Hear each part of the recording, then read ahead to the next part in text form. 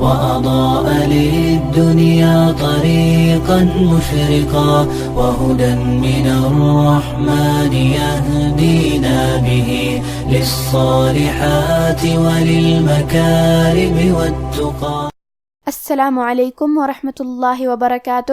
بسم اللہ الرحمن الرحیم. الحمد للہ الذی نزل الفرقان على عبده لیکون للعالمین نذیرا والصلاة والسلام على نبینا محمد وعلى آلہ وصحبہ اجمعین. اما بعد، رب اشرح لی صدری ویسر لی امری واحلل عقدۃ من لسانی یفقہوا قولی.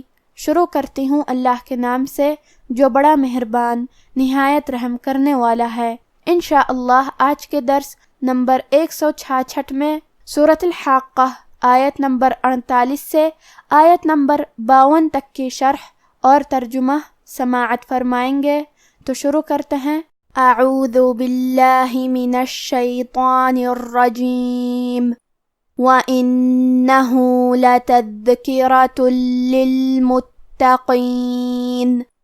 کلمت وَإِنَّهُ میں حرف النون پہ تشدید ہے، لہذا ہم حرف النون کو 2 حرف کے برابر پڑھیں گے کیونکہ تشدید کی اصلیت 2 حرف ہے. جیسا کہ ہاں حرف النون ہے تو یہ 2 نون ہیں، نون ساکن اور نون متحرک. حرف الہا پہ الٹا پیش ہے، یہاں حکم ہے مد صلہ صغرا. ہم اپنی آواز 2 مد کے برابر لمبی کریں گے. وَإِنَّهُ لَتَذْكِرَةٌ. کلمت لَتَذْكِرَةٌ میں حرف الدال ہے اور دال کی ادائیگی زبان کے سر اور اوپر والے دانتوں کے اندرونی کناروں سے ہے، اور کیونکہ اس پہ جزم ہے لہذا ہمیں دال کو ظاہر کرنا ہے.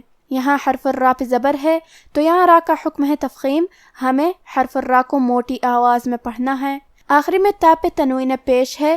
پھر حرف اللام آتا ہے کلمت للمتقین. لام حروف الادغام بغیر غنہ میں سے ہے اور ادغام کا معنی ہے حرف کو حرف میں داخل کرنا، تو ہم یہ تنوین کو لام میں ملا کے بغیر غنہ سے لیکن تشدید کے ساتھ یہ حکم کو ادا کریں گے.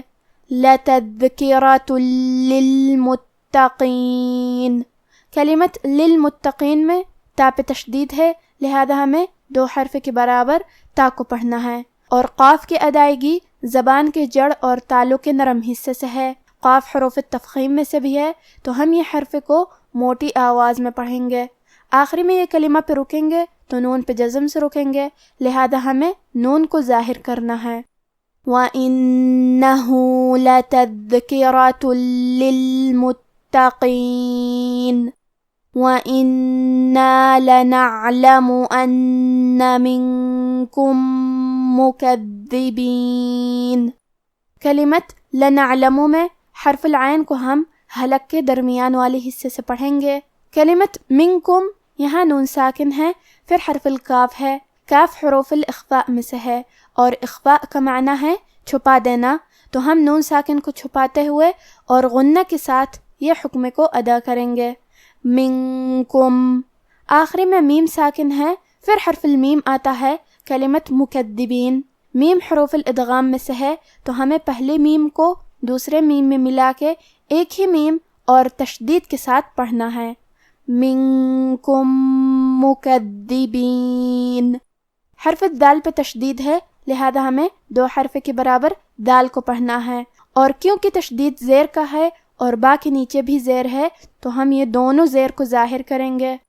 وَإِنَّا لَنَعْلَمُ أَنَّ مِنكُم مُكَذِّبِينَ وَإِنَّهُ لَحَسْرَةٌ عَلَى الْكَافِرِينَ. کلمت وَإِنَّهُ کے آخری میں یہاں ہاں پہ الٹا پیش ہے، کیونکہ یہاں بھی حکم ہے مد صلہ صغرا، تو ہم اپنی آواز 2 مد کے برابر لمبی کریں گے.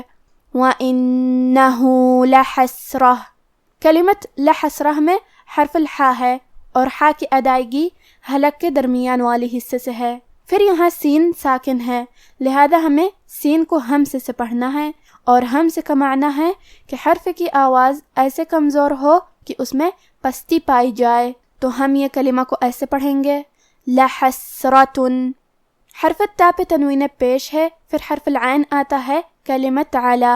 عین حروف الاظہار میں سے ہے اور اظہار کا معنی ہے ظاہر کرنا، اور کیونکہ تنوین کی اصلیت نون ساکن ہے تو ہم یہاں تنوین ظاہر کریں گے اور اسے نون ساکن پڑھیں گے اور بغیر غنہ سے یہ حکم کو ادا کریں گے۔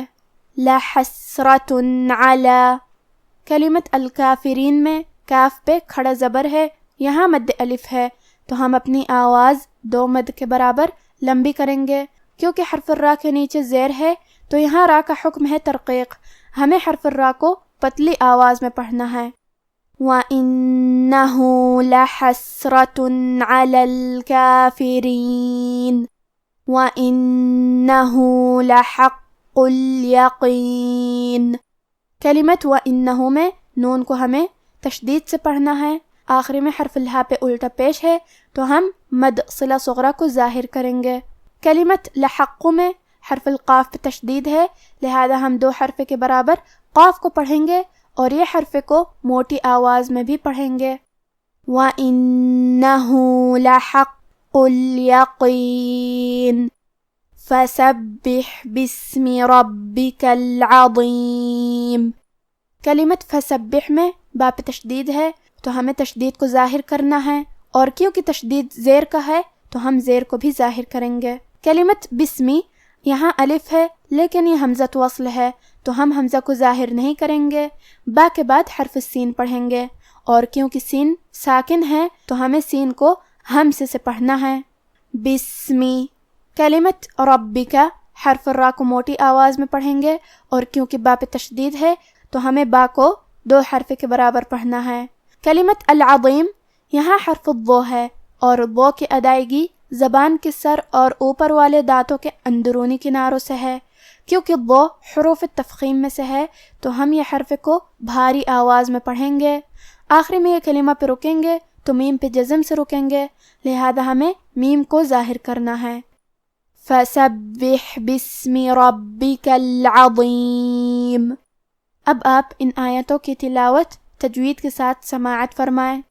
اعوذ باللہ من الشیطان الرجیم وَإِنَّهُ لَتَذْكِرَةٌ لِّلْمُتَّقِينَ وَإِنَّا لَنَعْلَمُ أَنَّ مِنكُم مُّكَذِّبِينَ وَإِنَّهُ لَحَسْرَةٌ عَلَى الْكَافِرِينَ وَإِنَّهُ لَحَقُّ الْيَقِينِ فَسَبِّحْ بِاسْمِ رَبِّكَ الْعَظِيمِ۔